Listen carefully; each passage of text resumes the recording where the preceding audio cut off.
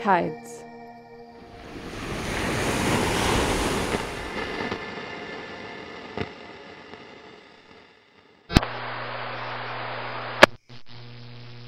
Well, I've spent the last little while sitting here just contemplating the absurdity of it all.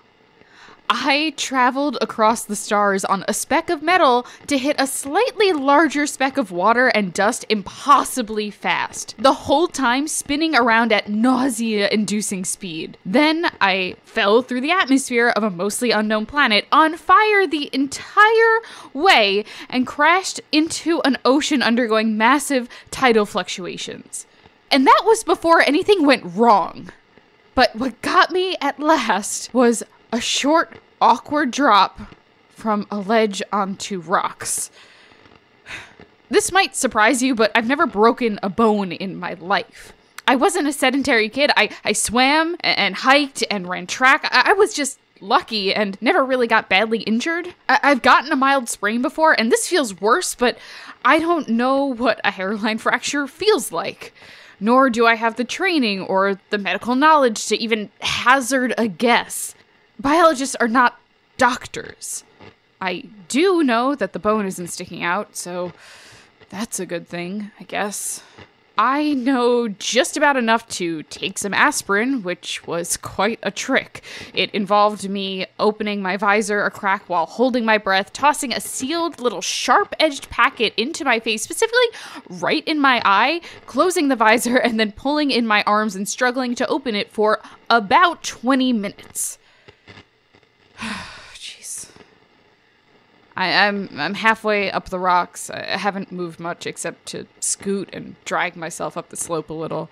It's full dark now. No more birds that I can see. The gas giant is almost fully gone, and the sun is well gone over the horizon. I don't know precisely when the tide will come through again, though I know moonset is generally low tide on Earth. Nightlife is all around me. I've shut off the helmet light, but my eyes are adjusting to the glow of Alternus' sliver and the 3 other visible moons. These are all very bright, but small. They help a little to illuminate all the wonderful worms and crawling things. Not enough to see them clearly, just enough to know that they're there. Night here will be cold, but still it's better than the glaring sun of midday for the moist invertebrates that are trying to hide in the mud. There are numerous types of worms, more variety than I've seen before. They crawl and leave trails from pool to pool, glimmering in the moonlight. The largest are 5 feet long, maybe, probably either tan or brown. Many of them are smaller and darker. As for other animals, there are these splashes and noises coming from I don't know where exactly. Ugh. God, my head still hurts. I can walk, well, hobble, just not climb past this steep bit. Still far too low for the wave. Now, I could go on the landward side of the hill, but that won't make much difference. If I wasn't immediately killed, I'd definitely get swept away, and then I'd just be smacked against the continent slightly later. So if only I had a surfboard or, maybe if... No, Self, don't get any stupid ideas. We've come this far without stupid ideas. You and me, we'll be okay. We'll always figure something out. I'll never get used to the new constellations. It's getting cloudier, but the night sky that I can see is completely unfamiliar. Oh, wait. Who am I kidding? I knew so few constellations from Earth to begin with that it mostly looks the same to me. Seriously, I knew Orion, of course. Walking home on cold nights in the snow under a clear sky, it was the only thing I could pick out for sure. But the Big Dipper, if I was really looking for it, and from there, the North Star, my field, or at least how I apply it, requires astronomy, but I wouldn't say navigation is my strong suit. It's getting more and more cloudy, and the glow from the other moons is going away. No rain, luckily, with the volcanoes nearby. Any rain would be acidic and unpleasant. As it is, the dark's bad enough. I didn't want to try climbing before, and I definitely don't want to do it now in complete darkness. Ugh, shit. I will eventually have to try, of course. Just not quite yet. Maybe in a few hours, my foot might feel a little better. Oh, something's moving out there. Hold on, I'll be right back. I think I scared it off. That was one of the weirder things I've seen. It's kind of like, well, okay, it's kind of hard to describe, and I only got a glimpse of it by flashing my helmet light. The first thing I noticed were the eyes, of course, these two yellowish spots about 1.5 feet off the ground, just barely enough starlight to reflect off of them, blinking slowly. And then there were these crunching noises, these wet, smacking ones. So I limped a little closer and then turned on my light. It was just an instant before it leapt away, but it was maybe 3 feet tall with a bulbous top and eyes near the bottom. Between each individual eye was a bundle of segmented legs. Its body was almost like an upside down...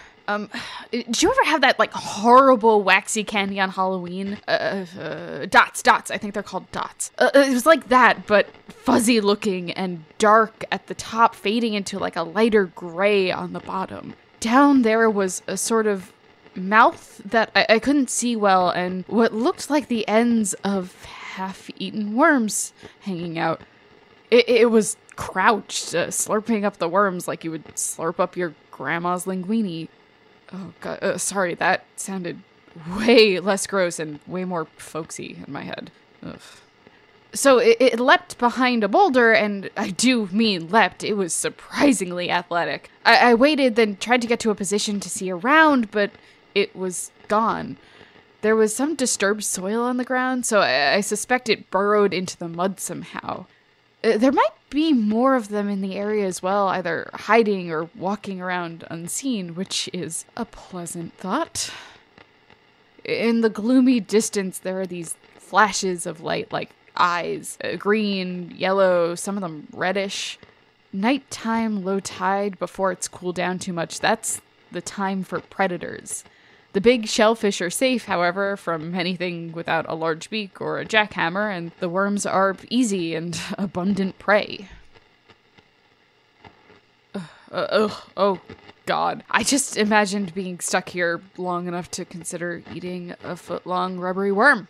Maybe if I was down to either oatmeal raisin, banana, or worm, it would be a toss-up. Of course, I haven't been able to do a proper chemical analysis on the life form, so at best I'd have horrible diarrhea as my body rejected the exotic substances without being able to digest them. Worst case scenario, the protein or protein-like molecules making up the worms are compatible with my own to some extent, and it poisons and kills me.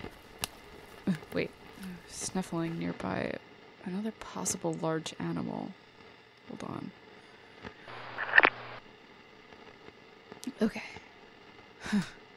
It was gone when I pointed my helmet towards it. I think it was attempting to dig up one of those trees, leaving these huge scratches in the dirt around it, getting that good nutrient-rich tuber or pod underneath. The creature must have quite some claws, so I'll have to be on the lookout. I'm not dumb enough to think just because something's a herbivore, it won't be dangerous to encounter. The tree itself, and looking at other trees, I think it's a trend. It's shorter than it was before. Maybe the darkness is causing them to withdraw, no more light to absorb on the planetless night. The only time I saw them shrink this much was a little before the previous wave, so I don't really know. You know, the best case scenario for eating a worm isn't how I presented it before. The best case scenario is that it's compatible with my biology and also delicious. Just roast it on a stick over a wood fire, watch the skin get all crispy and the juices drip and sizzle in the embers. Put it on a bun with some sauerkraut and Dijon mustard, take a big bite, and it's just like a big fat kielbasa. Oh, sweet Jesus. Ugh. How long has it been since I've had real food? Over a year ago? Oh, the team potluck dinner right before the launch. Stevens brought pigs in a blanket, which were not terrible, I guess. Montague brought some sort of bean casserole, which I think had one piece taken out of it by the end of the night. Melissa brought these desserts, mini cheesecakes that were store-bought, and cookies that she made herself, which were pretty good, if I recall. The captain brought beer and drank most of it, too. I brought plates. Everyone needs plates. I'm walking around right now as well as I can. A half-hour rest, a half-hour moving, testing out my ankle. It's not doing all that much better, actually.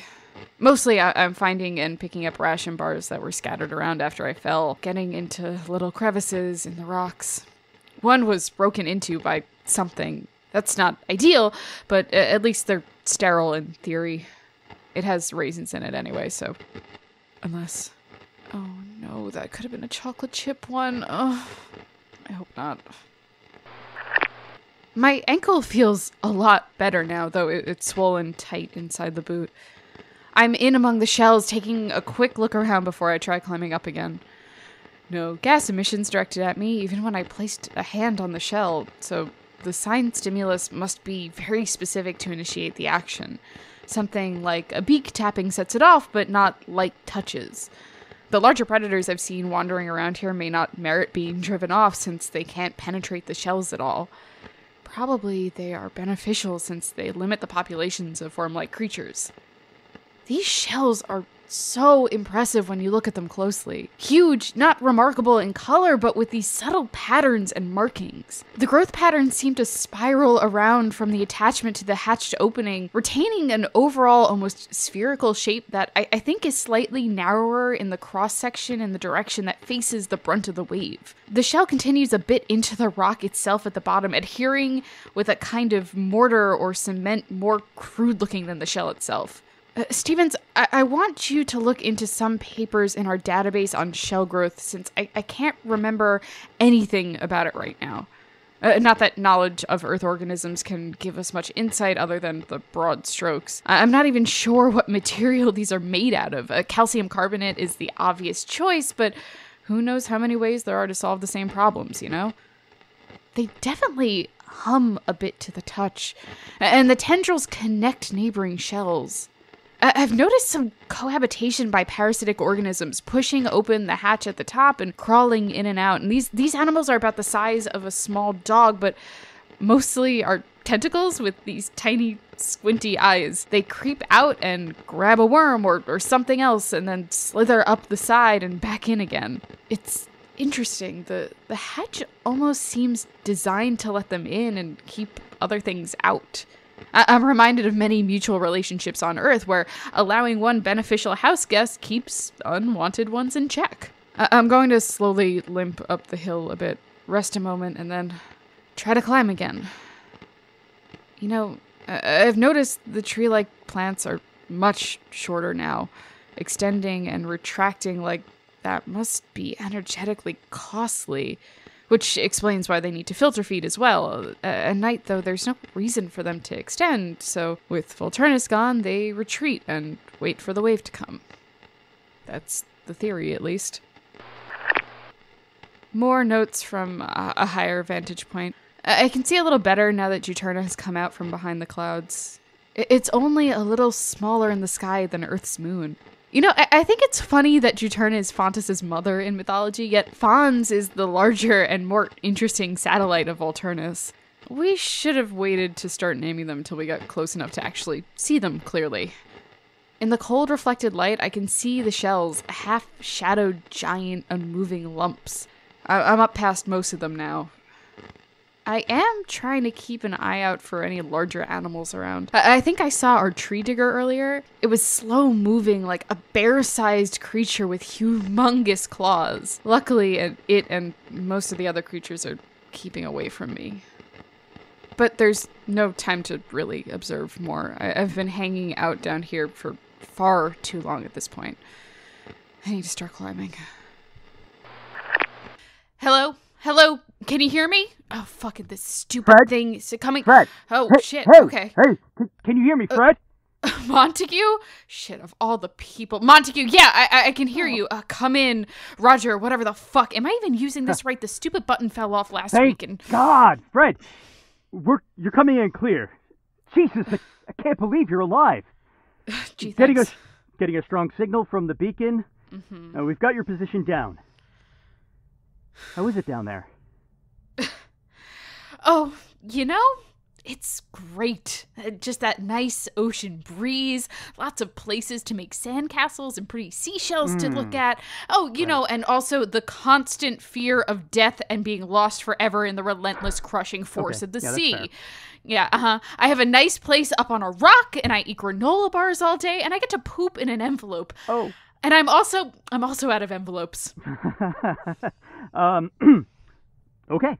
Well, don't worry. We're gonna come and... I can also not smell my own body odor anymore inside the suit, which, you know, is a definite improvement. Wait. You're still wearing the suit? Yes. I would have taken that off days ago. You said the air was fine, right?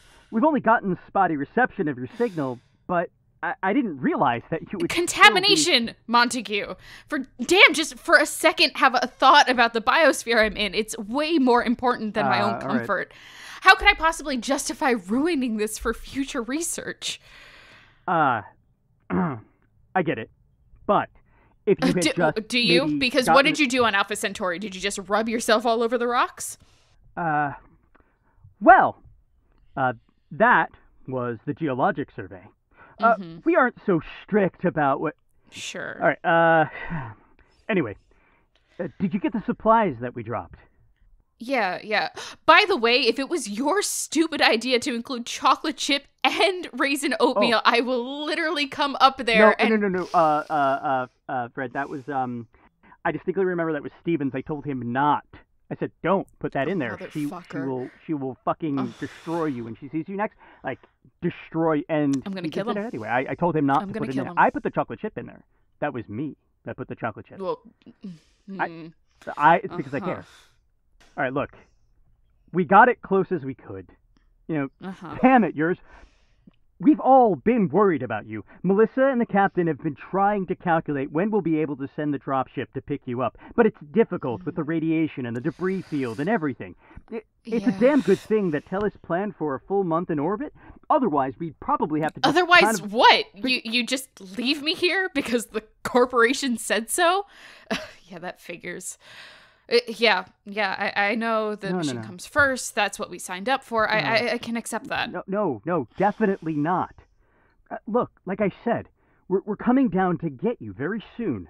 The magnetic interference is starting to clear up, and we've got a fix. The next time we come around, we'll be able to pick you up. We'll be out of radio contact for a little while as we pass around the other hemisphere. Okay, fine. As long as I know you're coming, I'll be fine. Well, thank you. You guys, I mean, not you in particular, of course. Just to be clear. Yeah. But by the way, why are you the one on the comms? We've been taking turns around the clock. Stevens is here most of the time, you know, recording and making notes and stuff. He should be. Dr. Wang hasn't been here as much. She's mostly been trying to predict the tides better. She has all sorts of charts and simulations she's running. Okay. Oh, by the way, I'm glad you found high ground. I'd hold on tight for the next few hours. What do you mean? Volturnus isn't at its nadir yet. It just set a little while ago. Yeah. But can you see Juturna from there? Yeah. Should be the brightest satellite in the sky. Yeah, it's there. Okay. The other moon's a lot more dense than we thought.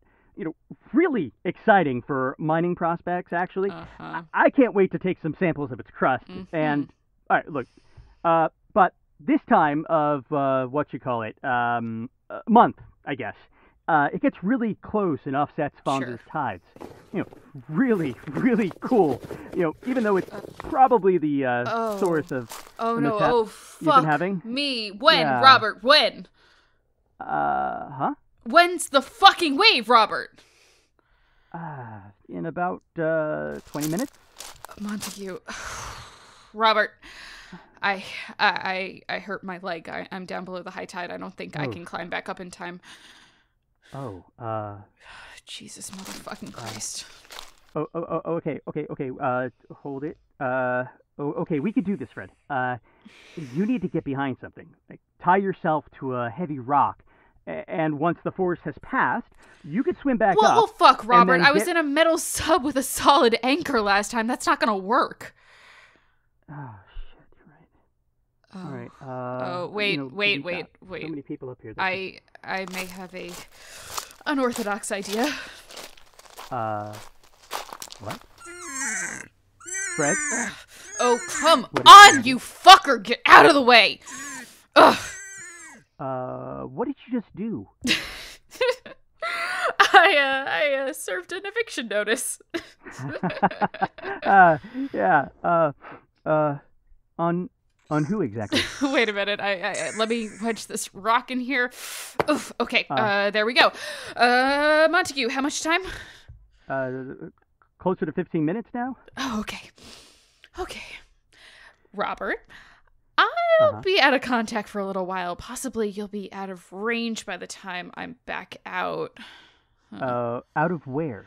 I'm gonna do something a little stupid. I'm banking on the assumption that this mollusk thing is even stupider than I am, which it's not exactly, since it's trying to kill me with chlorine gas.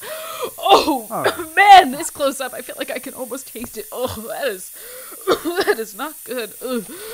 Get out of here, you stupid squid dog, Squidward, whatever the fuck. Ugh. That's gross. Nope. Montague, if I die, Yeah. I heard you the first time. Ashes in the magnetosphere push Stevens out the airlock. Yeah, that's important. But what's going on? You're hiding behind one of the shells? I'm climbing into one of the shells just to kick the dog out first. No. Maybe don't do that. Yeah? I'm gonna say that's a very bad idea, Winnie. Don't call me Winnie. I'm sorry. That's a very bad idea. Idiot. Better. That thing in there, you don't know. It doesn't know what it's got coming to it if it tries messing with me. Okay, shit. I can feel the ground trembling, and I can see the crest of the wave on the horizon. So it'll be here soon. So I'm going in. Feet first, of course. Safety first, you know. Okay. Welcome to Earth, bitch. What? Fred, you're not on Earth. Fred, you're not on Earth. Shit. That doesn't even make sense in context. Think about Fred.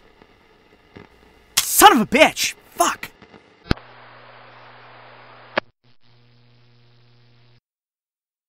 Tides was written by Jesse Shushu and directed by Jesse Shushu and Ayla Taylor. It was produced by Ayla Taylor and edited by Bridge Geen. The voice of Dr. Eurus is Julie Schaffini.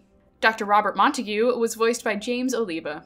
Special thanks to Sarah Durst for designing our cover art. You can find us online at our website, tidespodcast.com, and follow us on Tumblr and Twitter at Tides Podcast. If you like our show and would like to help us keep making it, you can support us on Patreon at patreon.com/tidespodcast. Thank you so much for listening. And now? This is a rock fact. This is Dr. Robert Montague. Rocks? Fucking rock! Yeah! Ow!